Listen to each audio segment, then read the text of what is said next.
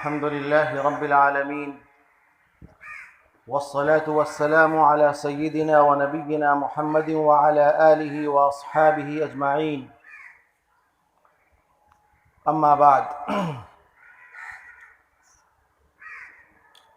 ہمارے محترم دوست جناب مفتی احمد فراز صاحب قاسمی، ناظم شعبہ تنظیم و ترقی دارالعلوم وقف دیوبند، جناب مولانا محمد اسجد صاحب قاسمی اور ادارے سے وابستہ ملازمین اور عزیز طلبہ، آج کا دن آزادی کا دن ہے۔ 15 اگست 1947 کا دن ہندوستان کی تاریخ کا وہ روشن دن ہے، وہ مبارک دن ہے جس میں ہندوستان نے 100 سالہ بلکہ تقریباً 200 سالہ جد و جہد کے بعد انگریزوں کے ظالمانہ پنجے سے نجات حاصل کی۔ آپ جانتے ہیں کہ ایسٹ انڈیا کمپنی جو انگلینڈ کی کمپنی تھی، وہ تجارت کی نیت سے ہندوستان میں داخل ہوئی اور اس نے رفتہ رفتہ اپنے سازشی ذہن کی وجہ سے پورے ہندوستان پر قابض ہو گئی، سیاہ و سفید کا مالک بن بیٹھی۔ اس کے بعد کیا تھا؟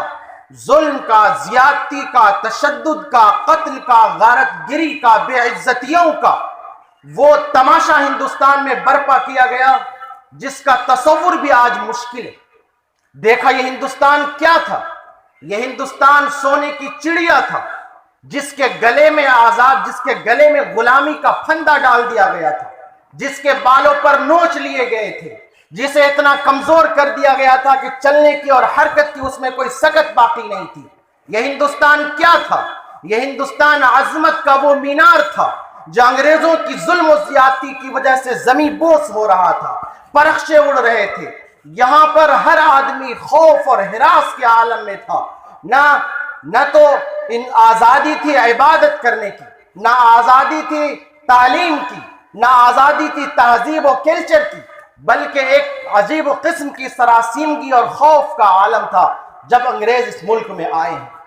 لیکن تصویر کا دوسرا رخ بھی ہے کہ جب سے ہندوستان کے ساحلی علاقوں پر عالمی تاجروں کی کشمکش شروع ہوتی ہے، ہالینڈ ہے، پرتگال ہے، جرمنی ہے، برطانیہ، ان لوگوں کی سازش ہندوستان کے ساحلی علاقوں پر قبضہ کرنے سے شروع ہوتی ہے، اسی وقت سے ہندوستان میں ایسے جیالے، ایسے جانباز اور سرفروش لوگ رہے جنہوں نے ان ظالموں کی آنکھوں میں آنکھیں ڈال کر باتیں کی۔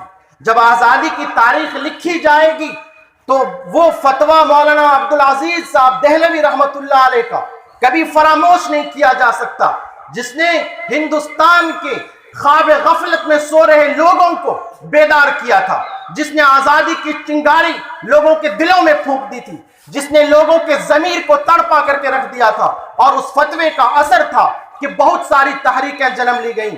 آزادی کی تاریخ جب لکھی جائے گی تو تحریک سید احمد شہید اور شاہ اسماعیل شہید کو فراموش نہیں کیا جا سکتا، جنہوں نے اس آزادی کی، اس ملک کی آزادی کے لیے، ملک کے دشمنوں اور دشمنوں کا ساتھ دینے والے لوگوں کے لیے، جنہوں نے بالا کوٹ کی پہاڑیوں پر جام شہادت نوش کر لیا تھا، انہی مجاہدین کے اور انہی سرفروشوں کا باقی وہ قافلہ تھا، اسی لٹے ہوئے قافلے کا وہ حصہ تھا جنہوں نے دارالعلوم دیوبند کی بنیاد رکھی تھی۔ آپ جانتے ہیں جب اس ملک کی تاریخ لکھی جائے گی تو دارالعلوم دیوبند کی خدمات اور کردار کو کسی بھی حال میں فراموش نہیں کیا جا سکتا ہے۔ اداروں کی دنیا میں نہ تو دارالعلوم کے ٹکر کا کوئی ادارہ ہے، نہ تنظیموں کی دنیا میں دارالعلوم دیوبند کی جیسی کوئی تنظیم ہے جنہوں نے آزادی کی پھونکی ہو اس ملک کے اندر۔ آپ جانتے ہیں بانیان دارالعلوم کا جو قافلہ ہے، پہلی کھیپ جنہوں نے دارالعلوم دیوبند کی بنیاد رکھی ہے، آزادی کی جنگوں میں مغلیہ سلطنت کی بقا کے لیے، اسلامی حکومت کو باقی رکھنے کے لیے جو سب سے آخری جد و جہد اس ملک میں ہوتی ہے وہ شاملی کی جنگ، وہ شاملی کی جنگ، وہ میدان کارزار ان علماء نے گرم کیا تھا، ان بوریاں نشینوں نے، جن انتہائی بے سر و سامانی کے عالم میں یہ کود پڑے تھے شاملی کے میدان میں، اور وہاں پر انہوں نے انگریز اور ان کی فوجوں کو چنے چبوا دیے تھے۔ بالآخر جب بہادر شاہ ظفر کو قید کر لیا گیا تو ان کی آزادی کی پالیسی بدل گئی۔ اس کے بعد دارالعلوم دیوبند 1866 میں قائم کیا گیا۔ دارالعلوم دیوبند کے پہلے شاگرد شیخ الہند حضرت مولانا محمود حسن دیوبندی علیہ الرحمہ نے بتایا کہ دارالعلوم دیوبند صرف پڑھنے اور پڑھانے کے لیے قائم نہیں کیا گیا تھا، بلکہ آزادی میں جب علماء کو پھانسی کے پھندے پر چڑھا دیا گیا، مدرسوں پر تالے لٹکا دیے گئے، مسجدیں منہدم کر دی گئیں اور ہر طرف ہو کا عالم تھا، ایسے افراد نہیں مل رہے تھے جو ظالموں کی آنکھوں میں آنکھیں ڈال سکے۔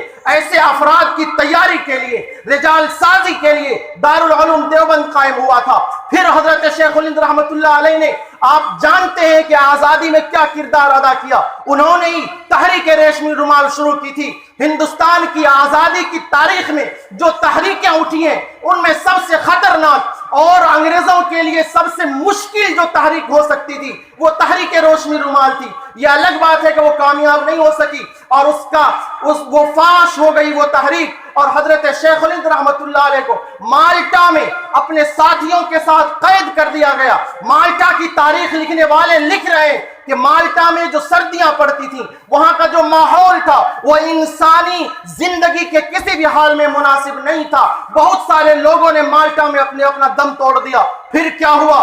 دارالعلوم دیوبند کی تیسری کھیپ تیار ہوئی۔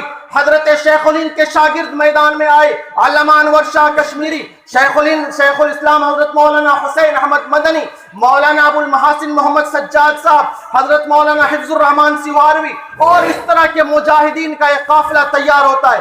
یہ تیسری کھیپ ہے جن کی موجودگی میں یہ ہندوستان آزاد ہوتا ہے۔ ہم کہتے ہیں کہ بلا شبہ ہندوستان کی آزادی میں ہر قوم کے لوگ، ہر مذہب کے لوگوں نے حصہ لیا ہے، بہت بڑا کردار ہے۔ تمام مجاہدین آزادی کا ہم احترام کرتے ہیں، سب کی قربانیوں کو ہم سلام کرتے ہیں، ہم سب کا احترام کرتے ہیں، اور لیکن اس دارالعلوم دیوبند کی آزادی میں جو خدمات رہی ہیں وہ خدمات کسی دوسرے ادارے کی نہیں ہے۔ ہندوستان کی تاریخ کسی ادارے میں لکھی جا سکتی ہے لیکن آزادی کی تاریخ بنائی یہاں گئی ہے، آزادی کی تاریخ یہاں بنتی ہے، دوسرے لوگ تاریخ لکھنے والے۔ محترم بزرگوں اور ہمارے عزیز طلبہ، ہمیں یہ سمجھنا چاہیے کہ ہمارے اکابرین کی کتنی بڑی قربانی رہی ہے۔ ظاہر ہے وقت بہت تنگ ہے، لیکن میں ایک بات کہتا ہوں کہ آزادی کا جشن ہم کیوں مناتے ہیں؟ آزادی کا جشن ہم کیوں مناتے ہیں؟ آزادی کا تصور، آزادی کی تاریخ ایک پاور ہاؤس ہے جہاں سے ہم چنگاری لے سکتے ہیں، جہاں سے ہم کرنٹ لے سکتے ہیں۔ آزادی اپنے اندر ایک پیغام رکھتی ہے اتحاد کا۔ اگر ہندوستان کی آزادی میں ہر قوم اور مذہب کے لوگ، ہر برادری کے لوگ اگر شریک نہیں ہوتے تو یہ ملک کبھی بھی آزاد نہیں ہوتا۔ مجاہدین آزادی کی خدمات کا ہمیں اعتراف کرنا ہے۔ اس اعتراف کے لیے سب سے بہترین چیز یہ ہوگی کہ ہندوستان میں اتحاد کو فروغ دیا جائے۔ یہ مذہب کے نام پر، یہ برادریوں کے نام پر، یہ قبیلے کے نام پر، یہ علاقے کے نام پر اور یہ زبانوں کے نام پر جو تعصب چل رہا ہے، جو بھید بھاؤ چل رہا ہے، یہ مجاہدین آزادی کی خدمات کو بدنام کرنا ہے۔ یہ ان کو صحیح خراج عقیدت نہیں ہے۔ آزادی ہمیں پیغام دیتی ہے امن و سلامتی کا، کہ دشمن چلے گئے اس ملک سے، جن سے ہمیں لڑنا تھا، جن سے تشدد تھا، جن سے ہماری لڑائی تھی، وہ چلے گئے اس ملک سے۔ اب ضرورت ہے اس ملک میں امن کی، شانتی کی، بھائی چارے کی اور آپس میں میل محبت کے ساتھ رہنے کی۔ اس لیے جشن آزادی کی اہمیت کو کسی دلیل سے اور کسی بہانے سے کم نہیں کیا جا سکتا ہے۔ آزادی کی تاریخ ہمیں یہ بھی بتاتی ہے، یہ حوصلہ دیتی ہے کہ ظالم کتنا بھی طاقتور ہو، اقتدار کا نشہ ہو، اسے طاقت کا غرور ہو، اس کی حکومت میں سورج چاہے نہ ڈوبتے ہوں، لیکن ظالموں کا انجام برا ہوتا ہے۔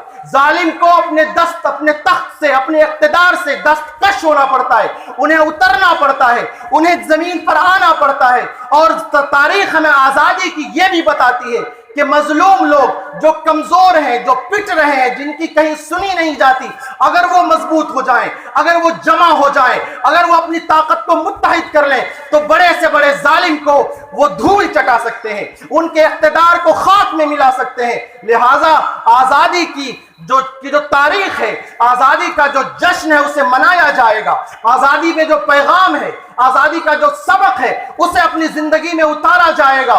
اور دارالعلوم، وقت کی کمی کی وجہ سے میں بات کو مختصر کر کے دارالعلوم کے بارے میں صرف ایک شعر کہنا چاہوں گا کہ 100 بار سنوارا ہے ہم نے اس ملک کے گیسوئے برہم کو، 100 بار سنوارا ہے ہم نے اس ملک کے گیسوئے برہم کو، یہ اہل جنوب بتلائیں گے کیا ہم نے دیا ہے عالم کو۔ اور اس شعر پر اپنی تقریر کو ختم کرتا ہوں کہ مذہب نہیں سکھاتا آپس میں بیر رکھنا، مذہب نہیں سکھاتا آپس میں بیر رکھنا، ہندی ہے ہم، وطن ہے ہندوستان ہمارا۔ والسلام علیکم ورحمۃ اللہ وبرکاتہ۔